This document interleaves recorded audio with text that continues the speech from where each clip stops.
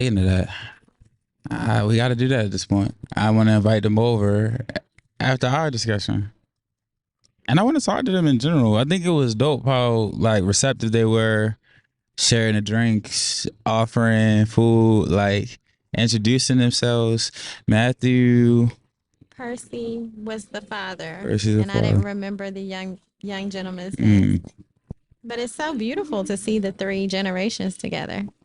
intentionally. Yeah. And I think what's interesting is like how little we recognize intention. It's like, oh, Yeah. they just come together. It's like, Yeah. no, like this thing behind this was because of a lot of intention and Yeah. planning and preparation and trial and error. Because this isn't their first event. And that's something I'm grateful to see in real time. Yeah.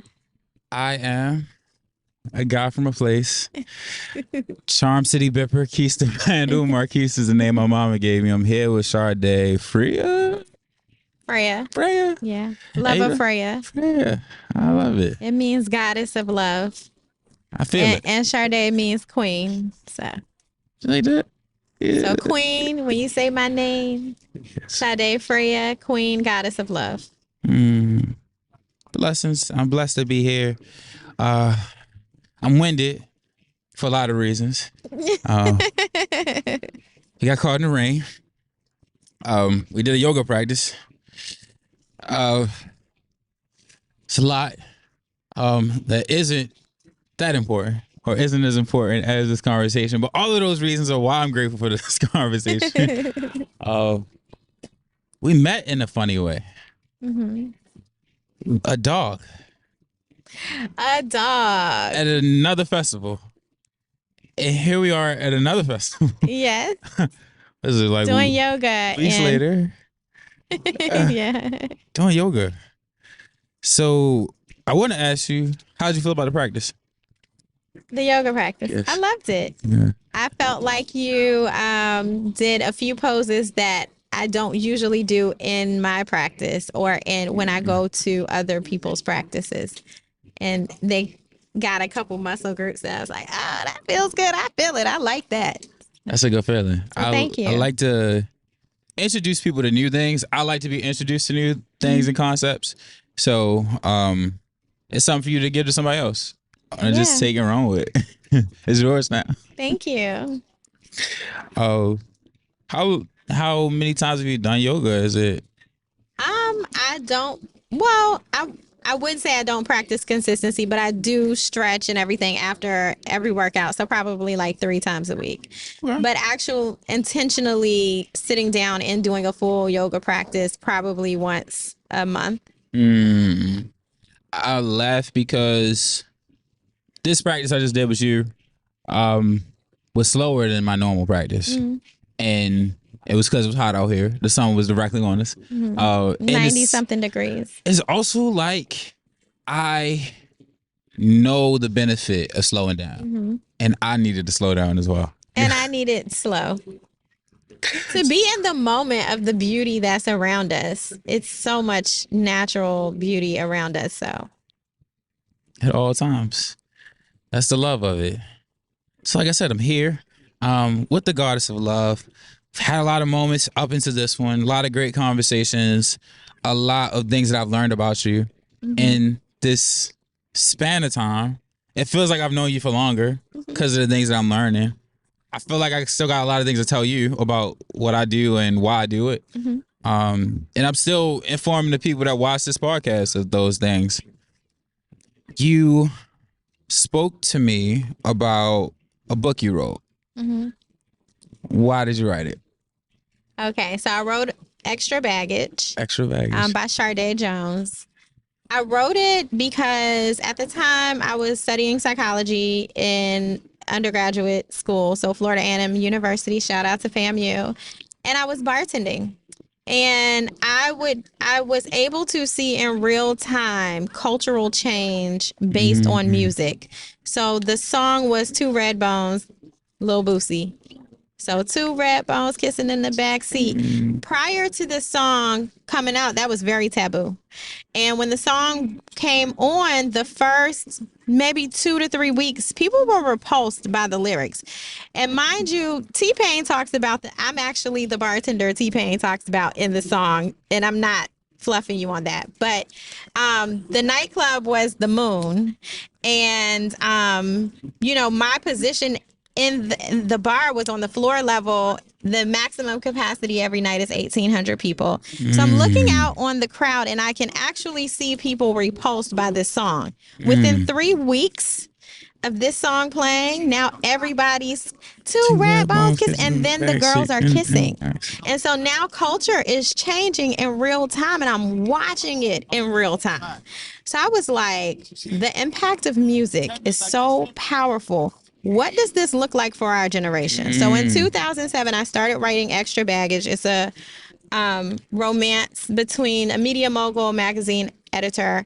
They get together to explore the psychological effects of commercialized rap music on our generation.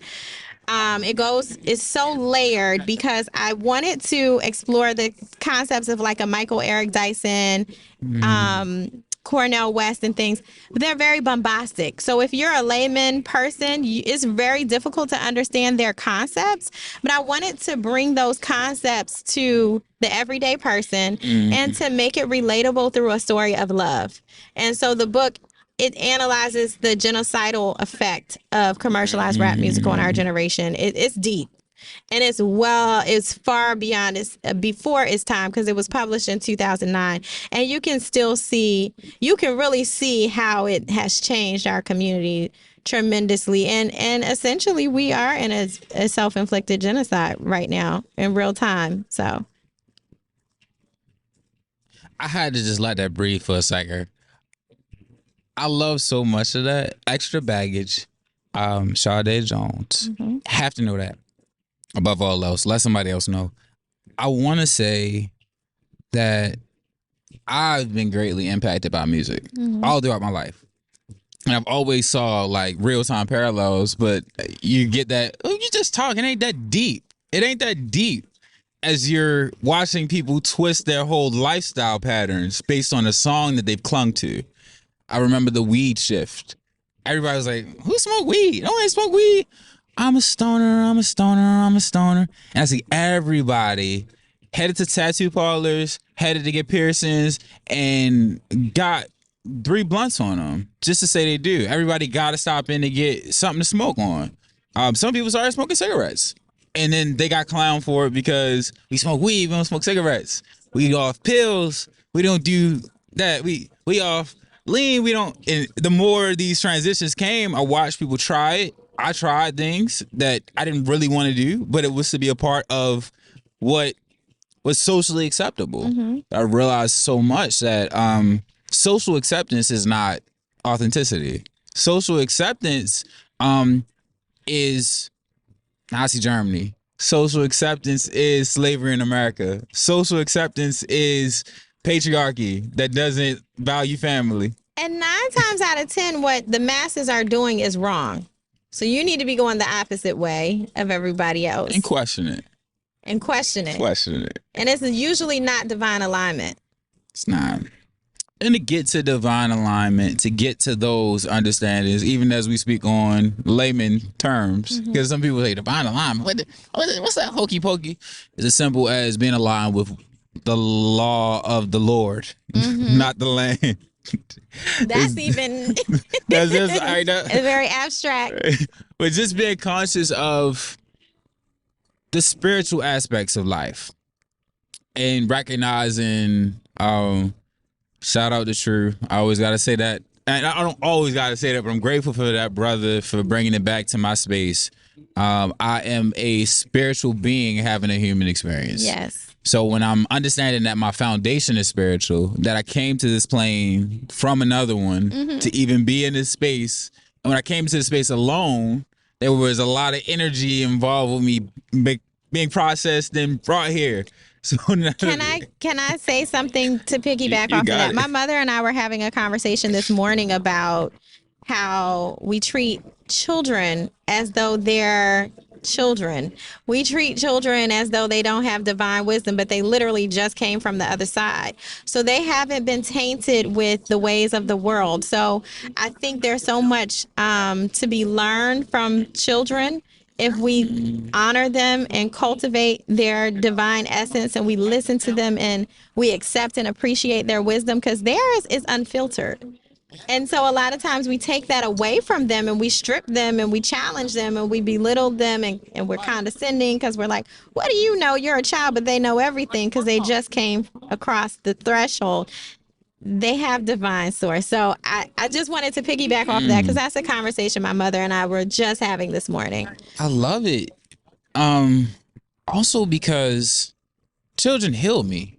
And people won't understand that unless they know my full story. But as I worked in the school building, I sat amongst so many students with real life trauma that they're just becoming acquainted with. Right. So I'm watching them like be challenged by their parents' divorce, be challenged by a bad grade that makes them feel like they are the mistake rather than it being a mistake. They're being challenged by hormonal changes where they're learning new parts of their body and they're scared and they're asking questions that are uncomfortable, but it's there. Yeah. And somebody has to give an answer in a healthy way. I'm not the person giving it, but giving them guidance to know who to go to. Reminding them that therapy is okay. Reminding them that if you want to call yourself a they, it's fine. But don't get so complacent in that title in this moment. Don't think that that designation is your forever space. Right. You have the right to shift. Like giving them the realization and just the comfortability with change. Yeah. It's uncomfortable to change. Yeah. I won't deny it. I changed a lot. This day has changed a lot. Right? Like who we were before we entered this space is not who we are in this moment. All the changes that we went through together to get to this point and be having this conversation, like there's so much change. And I just constantly reflect on how surrendering, which was the word I started with, gratitude and surrendering to all that this moment and this day has to offer, gives me so much more. Like it's only 12:50. All the we've had three weather events. And burning up and cool. We've been here since 11. Oh wow! Think about that part. Okay. So the thing that I sit with is quality time. How do I make the time of quality? Yeah. Because it doesn't feel like it's been an hour and 50 minutes. No. Right. Yeah, it feels like it's been a day. Yeah, so yoga, we did, we got rained on, we set up the table. We socialized, met some new great people. Three generations of black men. Yes. Right? Met people walking in, met people walking out. Like, a lot of conversations, networking as we entered the space, right? With Colin and a poet named Nate and seeing Afia, like, all of these. Yeah. Back to the present moment. How do you hold yourself accountable? You went right in, huh?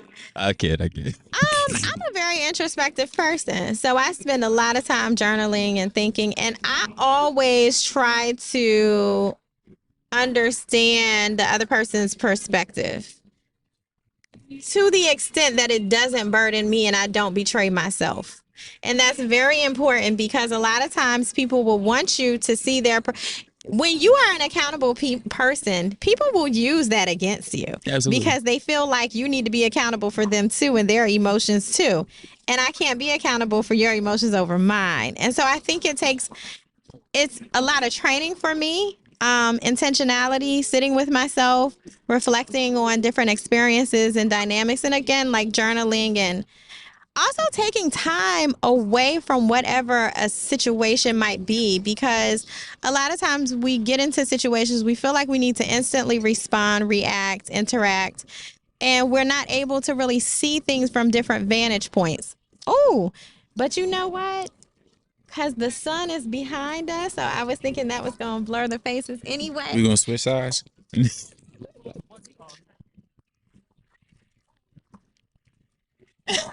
Again. You know what's funny? I was thinking about getting my Your tripod, tripod because because it's a yours little is probably stronger. heavier. But maybe you can lean it up against the table. Now watch this. I'm gonna do this. We're still standing.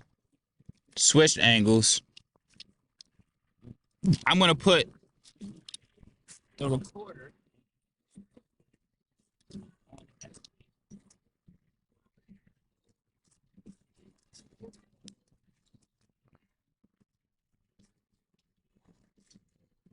Just relax and I'll take care of you. And tell me about me. I love you every day. Baby, admit it. That's all right. Give me all your been don't stop. My let's wait till when you reach the top.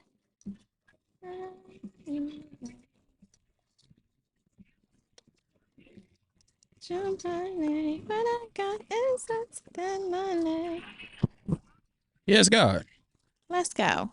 Let's switch.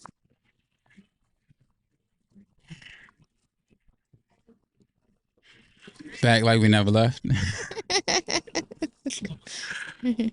Yes. Being accountable for yourself, journaling, brain dumping. Yes. Introspection, taking It's space. just like, Making sure that you take space to evaluate situations, because whenever things occur, a lot of times we're reactive, we're impulsive, we're responding based on emotion and not really listening.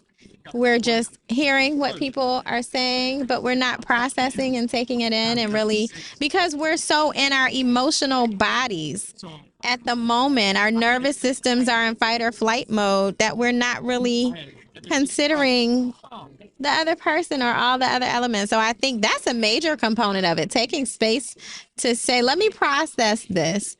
And for me, when I'm able to take some space, and that could be a day, a week, a month, 3 months, but I'm able to understand better everybody's perspective, and I'm able to recognize when I may not have been the best person in the best place at that time. And able to correct and self-correct. And I give myself the grace and the patience to self-correct and to know that I am not perfect and to know that I'm not responsible for anybody else's emotions, but I am very responsible for my own. If I want a different outcome, I have to be a different person, and I don't hold anybody else accountable for that within me. I just gotta keep pointing because these are gems. When did you get to that point in your journey? I've always been there, but I'll tell you, and I've always been there because my mother had me in therapy from the age of 9 years old. So I had no choice but to journal and to reflect and to ask myself questions. Of the first thing the therapist said during our first session was, your thoughts trigger your feelings, which trigger your actions. If you want to change anything, change your thoughts. So that put me immediately at 9 years old in the mindset of, I control my reality. If I want a different reality and I want different outcomes, I am responsible for that. But as far as, I'm going to assume that maybe we're referencing relationships here. I will say that is part of it. I'm also just reflecting on my experience as someone who came to those understandings but wanted to convince others of what I understood. Okay. So was there a point where you were a convincer, it's another word someone said, a manipulator? Yeah. Because I tried to manipulate with the tools I was given. Hey, this yoga will help you in this way. No, do you want to do yoga? Is my first thought. That is so great that you said that, because so often we think that we know what's right for everyone. I had a homegirl, her name is Monica, and she's such a beautiful person. But one time I started to give her advice, and she said, hey, sometimes I try not to give people advice because I don't know if they want the same outcomes that I want. And she said, who am I to assume that my wisdom is good enough for your situation? And that changed my whole perspective. I was like, she just put me in boundaries. She just drew a boundary with me really softly and gently and positively. But she also opened me up to the reality that I don't know what's right for you. And if you see I'm living in a way that you want to be living, and you ask me for advice, I'm very open to providing it and what I know to be true for myself. But that got me out of the mindset of trying to sway people or trying to get people to awaken, and essentially being a martyr in trying to force other people's awakenings. There are thin lines. There's a thin line between influence and manipulation. Yes. A thin line between being and trying. Okay. And I believe the difference is in mindset.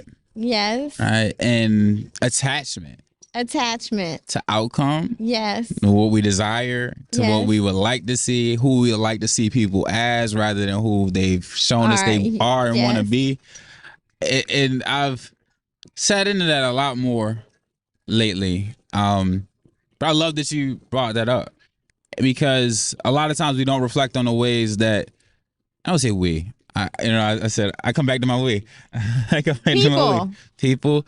A lot of times I would be outward facing in my reality, like thinking too far. Oh well, why is that the way it is, rather than why am I the way I am, and why do I feel a way about why that is the way it is? Yeah. Like that's a more powerful space to be in, a more intentional space, a more controllable space. And again, I think it's just funny, and I'm sure you have so many moments because of that concept you were given at 9 years old.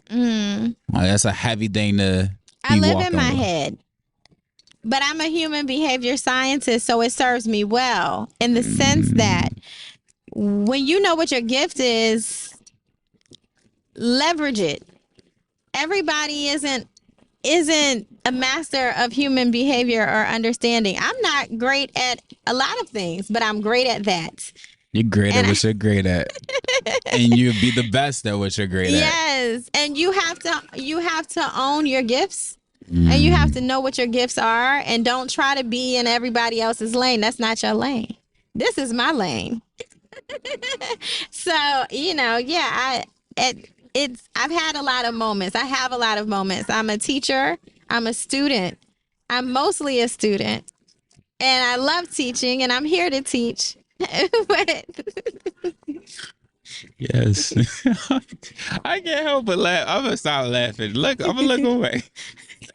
No, but really, we're so many things. yes, And I think what allows us to be so many things is letting go of what we think we have to be. yes, it's so much freedom in that, and accepting what you are, Yes, full acceptance, true acceptance. and stating and proclaiming who and what you are. My homegirl and I were talking about this, and I think you and I talked about this the other day. You have to proudly state to the universe, because we're very detached from our roots as Africans, right? But in the African culture, a lot of African cultures, first of all, you're named based on your energy when you come into the world, right? So you already know, like, my name is Queen. So the way that people address you is based on whatever your name was, because that is a prediction, and that is what you came to be on this planet. And so when you come into spaces, and sometimes we see these sci-fi movies like Avatar or something, who are you? That's the question. And then you have to say, my name is, I come from blank tribe. I'm, this is what I am the warrior. I am this, I'm that.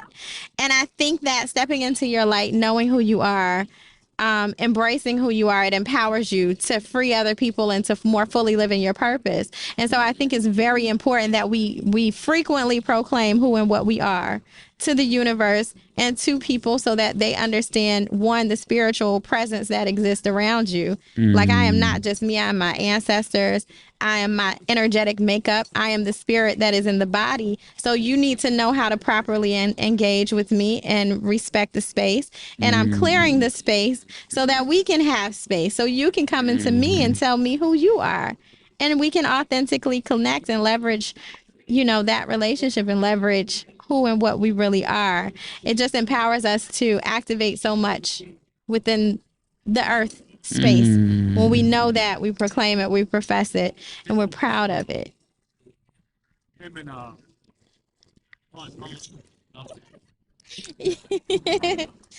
I don't like to respond unnecessarily because so much of what you said, I affirm. I see the value in sitting into it. And it's even back to what you said earlier about not responding too quick. Right? Because there's so much there. There's so much to unpack. And it's refreshing for a lot of reasons. And we spoke about some of them in private conversation, but just sitting with, we come into this space and we're given certain things. We don't always have control over how we're expected to use them. And finding out how to use them then becomes a journey.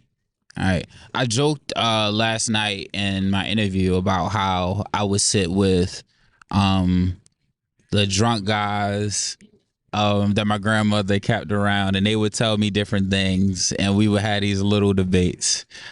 And I'm like 8. I will watch police officers come through the neighborhood, take somebody and like cuffs young. This was just a part of the process. Every now and then, dirt bikers would come through my grandmother's block, chased by police.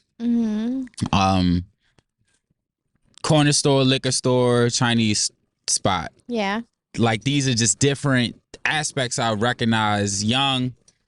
A lot of lessons from just experience and being in space and having to be present, not just because it's trendy, and I say that jokingly, but having to be present because if you aren't, you'll miss something that is very important later on. Like when a guy walks through, like, I'm about to spray this block, and he don't got a water hose. When there's sirens whirring, but she don't know why. Helicopters going, but she don't know why. These different things that became too normal for me. And then I'm uprooted in a moment to go to Germany with my dad. Okay. To see a completely different vision of the world that I'm living in. How long were you there? A week. Okay. A week in Germany to meet my younger brother, who's 7 years younger than me. Okay. So I believe 8 years, probably 8. And he, his mother's German. And he's a light-skinned me. Okay. So light-skinned me is living in Germany. Okay. And I'm coming home from Germany a week later after staying in Spain and Italy for 2 seconds and then going to Germany. And I'm having all of these things from that experience that are not realized here. Yeah. So is that trip to the therapist. It's that mindfulness coach I had when I was in 3rd grade because I had anger issues. Yeah. It's these little things that I overlook, but I'm able to sit into to be like, that's why I get to do what I do. The trip to Germany is coming after sitting in a hair salon for what felt like 3 summers. Okay. And my mom's a hairstylist. Okay. So I've been reflecting a lot on my relationship with women. And that's therapy. Somewhat. Not always for the men. Oh, no. And look, I'm in the hair salon in bootlegs, CDs, and DVDs and Tyler Perry on the come-up era. So it's a different type of black woman in that space. Okay. And I love them all the same. So like I said, 8 women over me. My grandmother had 8 girls. And 4 boys. So I know a lot of ways you can be, and all the girls got a girl. Okay. All the girls had a girl. Let me be sure. I think all the girls had a girl except one aunt. So just that part. And some of them had 2 girls. Can I ask you a question? Yes, indeed. So who are you? I am Marquis. Marquis. Still defining it. And that's the weird part. And it's not weird. I wouldn't call it weird. It's been an interesting space to sit into. Because like I said, I've been the observer for so long. And I was a people pleaser too. Yeah. So the things that I was that brought me negativity also put me in spaces that other people couldn't get into. Okay. So it's like the thing that was to my detriment is the thing that built me up. Yeah. And it's this balance that I recognize. I laugh because there's a lot of talk about balance in terms of you're not entertained enough. You don't get entertained. You don't spend your time watching TV all day. You don't vacation enough. I said, why would I balance distractions with what I'm focused on? I think what I really need to balance is how much I pay attention to you and how much I pay attention to me. But that's real. What I really need to balance is my business versus your business. And I think those are better balances to have. But those are balances that don't get spoken on. The balances that we speak so often about is, you're not work and play. Why are we talking about work and play when work and play are the same thing? But people don't know that's how life should be, and that's how it could be. That's how it could be. That's what this is. Yeah. This is work and play. This is the definition of work and play. Absolutely. And I've always saw that in different ways. And I was trying to convince people of it. I'm trying to convince people who do work and play but still like to separate them. or stuck on the concept of separation and division. And I think that goes back to just, our tribal ways. Like, you did what you were good at. If you made shoes, you made shoes. If you made earrings, that's what you did. You made the food for the village. You were the caretaker for the village. Do what what you enjoy. Do what you're called to. Yeah. My mother's a hairstylist who's been doing hair since she was 11. She found out she could do hair. She has 7 sisters. Okay. You're gonna do hair. Yeah. So it's like a lot of times there isn't this acknowledgement of how trauma influences creativity. A lot of the things that I'm praised for are things I had to do. I was forced into, and now I reclaim to be like, well, this is why I do it. This is how I do it. Yeah. And this is how much it costs for me to share that service with you. Yeah. Because the way I had to get to it took a lot of hurt. Right. Took a lot of long hours of synthesizing what I went through. Yeah. A yoga journey is a process of life, but I've always been doing yoga. I've always been practicing it. I just didn't know what it was called. Right. I always thought of self versus others. Like, I've always thought in these concepts of like serve others before self. Yeah. Like, you make your grandmother a plate. You make your plate for your mother before you leave here? Did you say hi to your great grandmother? Did you kiss on the cheek before you left? Did you pray over that food? Did you bow your head? You say your grace? Yes, sir. Yes, ma'am. Like these different things. And I left also. I'm coming full circle to you mentioning names. Marquis is a name of royalty, or Marquis is a royal designation in France and in different spaces.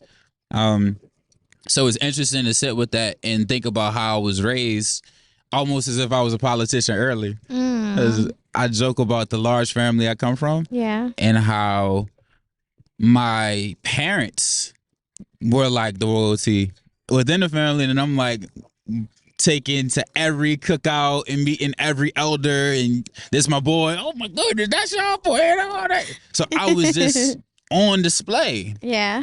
And the thing about being on display is it puts everything up for question. Okay. So it's like I was on display so long that I got comfortable with it, and then I got afraid of like the faults within me because I felt like people could see it. Yeah. But what's bad about them seeing my flaws? That's a better question. Yeah. Because flaws are innately human. Innately human. And I think that empowers you too when you understand that and accept that and appreciate your flaws as leverage and strength. What are some starting points for people that are wanting to make a change in their life? Well, first identify what it is you want to change. Why do you want to change it? What is working, what is not working? So let's say give me an example of something someone might want to change. I've heard people say they're depressed. Okay. So first I would assess, and a lot of people don't make this connection. What am I eating?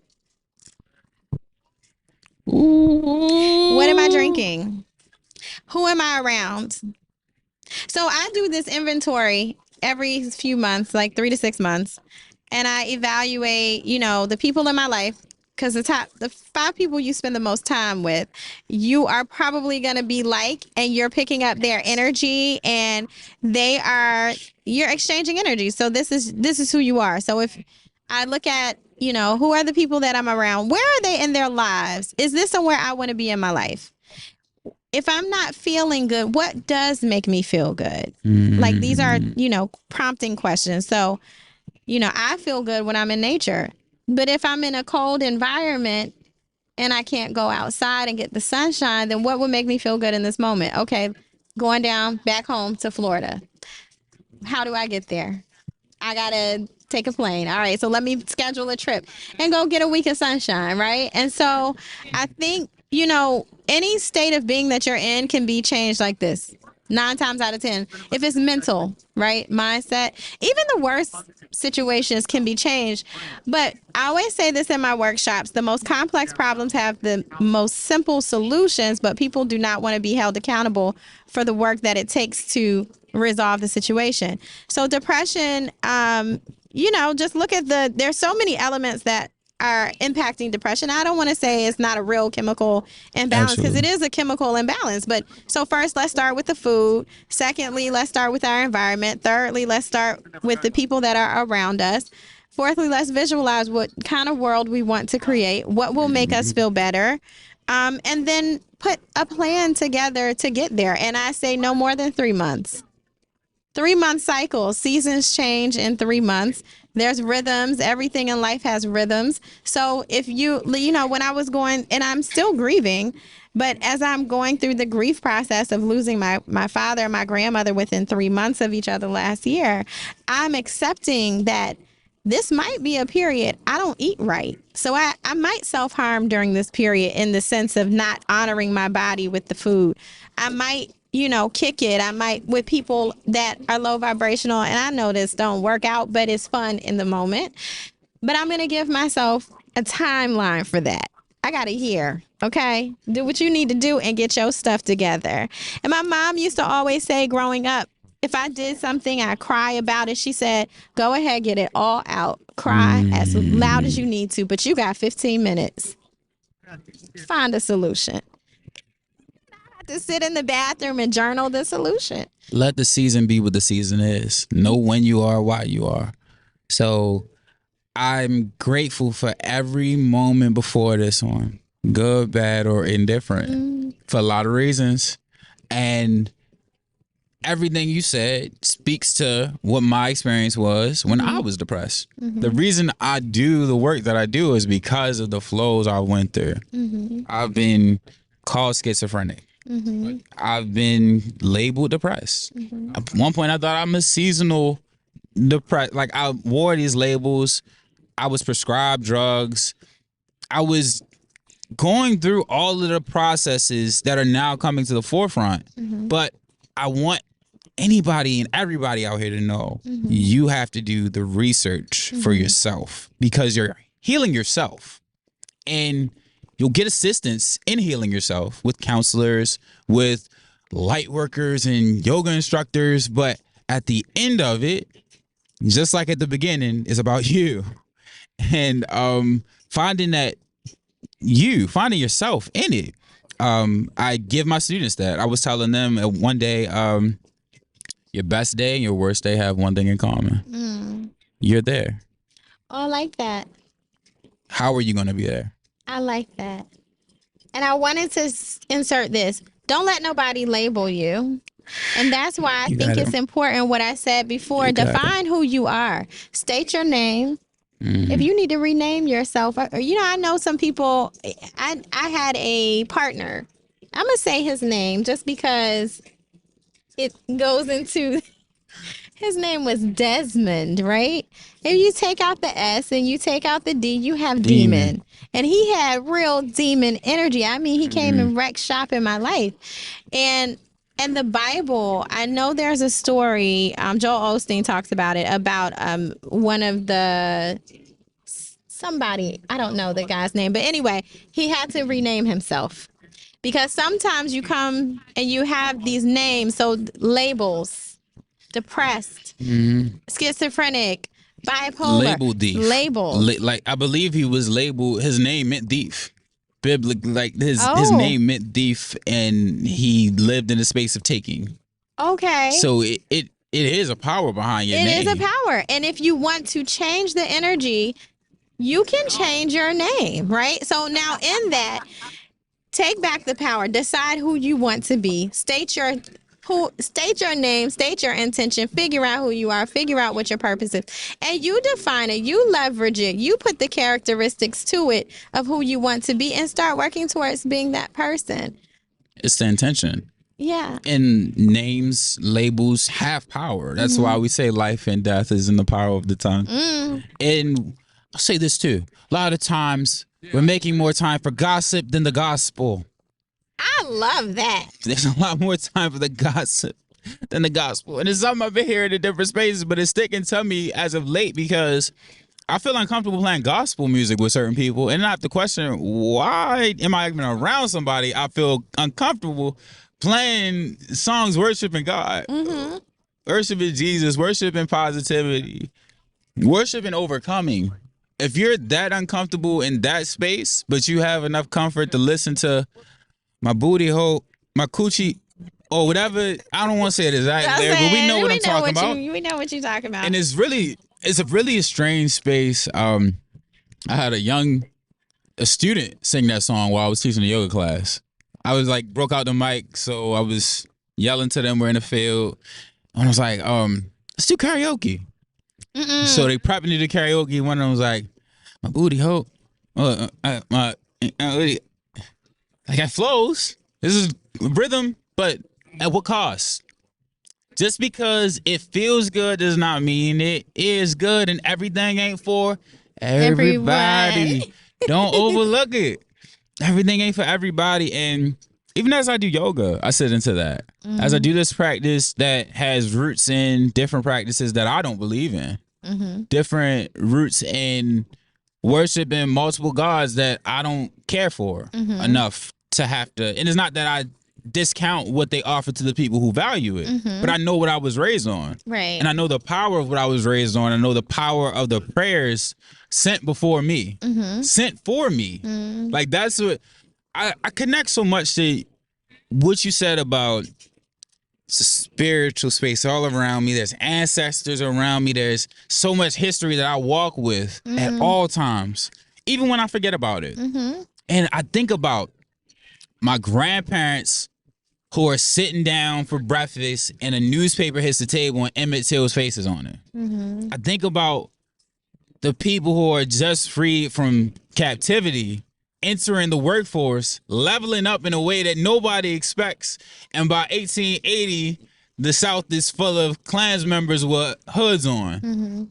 And we get shamed for wearing a hoodie today. It's weird to put those two together. But just thinking about these concepts and the power of history, and then coming back to self and sitting with all the freedoms I have, all the gratitude that I get to express for the people in my life, the people that were in my life, the space that I'm currently in, because that is beautiful.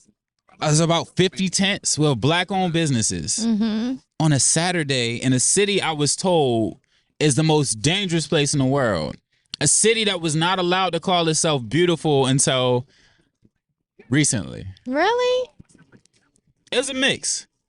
And if you watch certain news channels, they still play into it. Because people want to deny the positivity. I don't watch the news though. I don't watch it I either. intentionally avoid news. I intentionally avoid gossip. I don't like to fill my space on my day with energy that doesn't serve what I'm working toward. And that you can't control. And I can't control. And that's why I call them distractions. A lot of times we don't sit with this concept. And I come back to the focus, the balance, and distraction. Be balanced. Well, if I'm distracted, I'm not focused. And if I'm focused, I'm not distracted. Why would anybody who wants me to succeed, who's conscious of the fact that I need to be focused to succeed, want to fill my space with distractions? Well, you know they don't know. Forgive them, Father, for they know not what they do. Now, this is what gets special. When you inform them and they pretend to know and they come back with what they left with. But that's a special space. But they still don't know. They don't know. Because no one is understanding an application. Yeah. And wisdom. It'll, and that's the spiritual evolution of, you know. You want the table? Put your feet on the table. I'm getting all comfortable. Hey, go ahead. No, I'm good. I'm gonna hit one of these. But because I can reach it. I want to put my Christ. Go ahead, I'm gonna wash it. I'm gonna put it for the. I'm gonna block your face over my foot. But I think that's an evolutionary experience of, and I like Eastern theology for this. And even 1 Corinthians love, and we talked about this. Like when you remove the judgment, and then you operate. When you're operating on a higher level, you don't have those expectations of people. So it's not even a conversation. I don't even need to have a conversation with you about my focus. You know what I'm saying? I can just listen to you. And if you ever challenge my focus and my direction and whatever, you get removed. And it's nothing negative. It's no love loss. It's just, I have no resistance to what's in alignment with what is.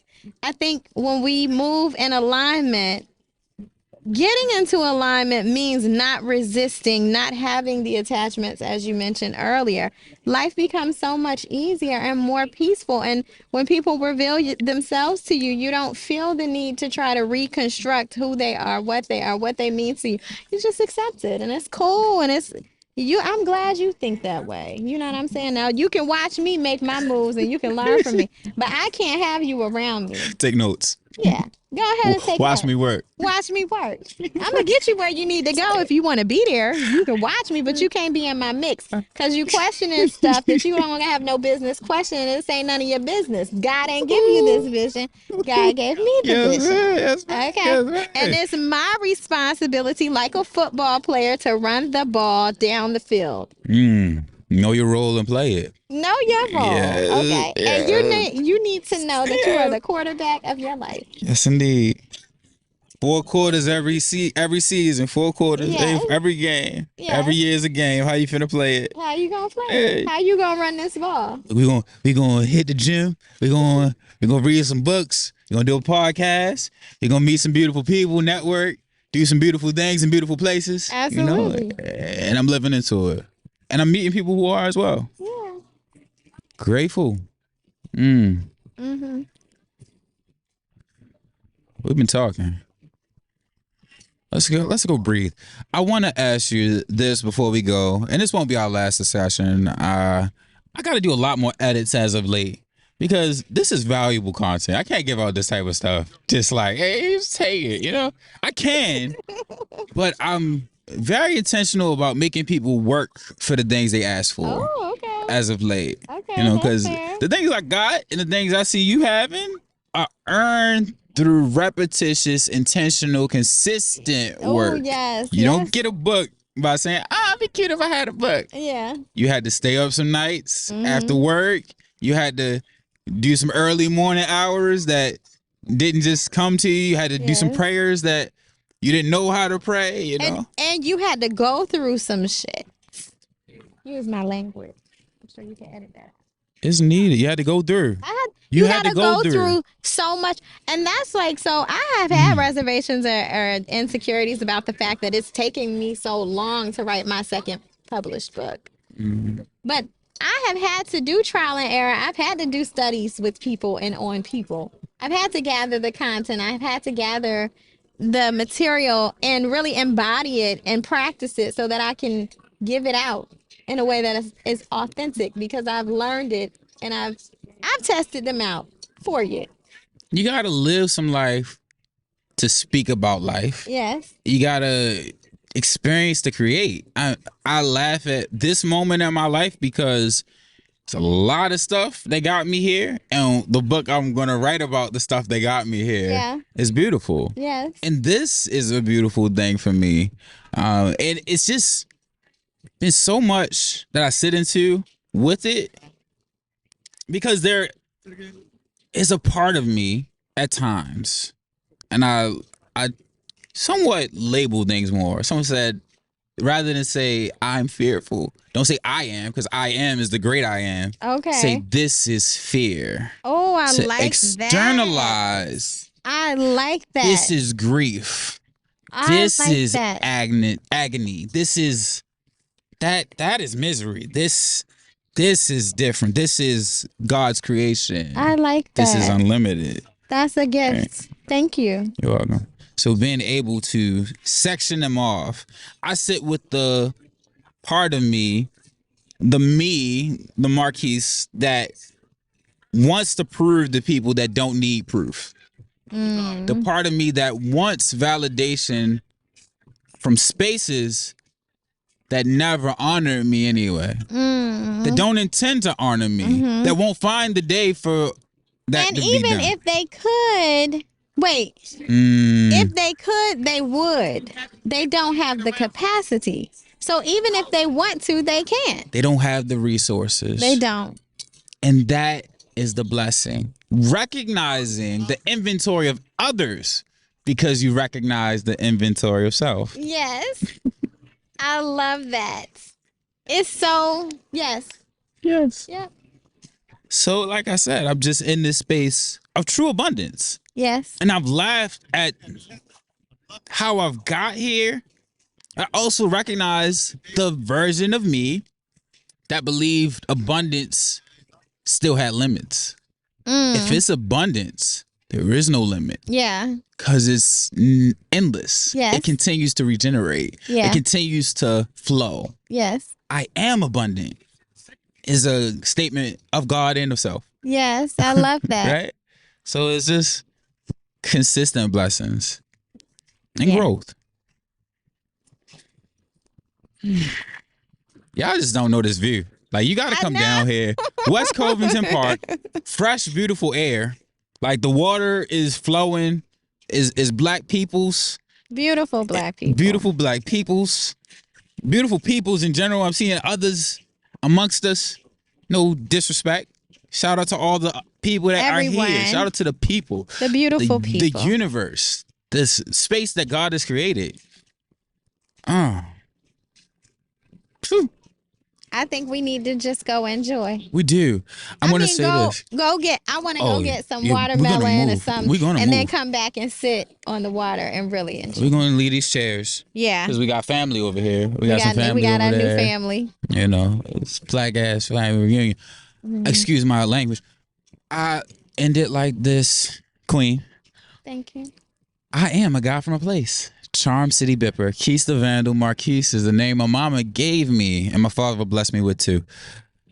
One day made better, as many days made greater. I'm uplifting you to be in a world that cares. If I keep it to myself, I think that's unfair. The joys that we all are given are best when shared. These visionaries never die, legends survive. Through the seeds we sow daily, we get better with time. I'm a man of many names, but I'm grateful above all else. And I thank God for everyone who supported this and continues to support it. Be love. Love Baltimore. Bip into it. Bip, bip.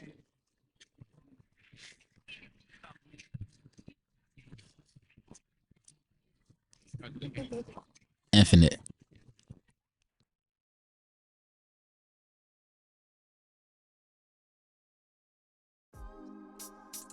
Yeah.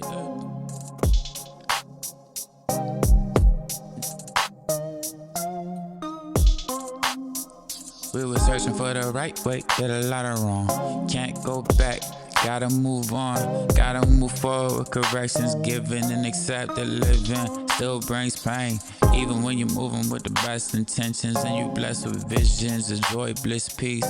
Gratitude for every day I live to speak and I live to breathe in growth and abundance.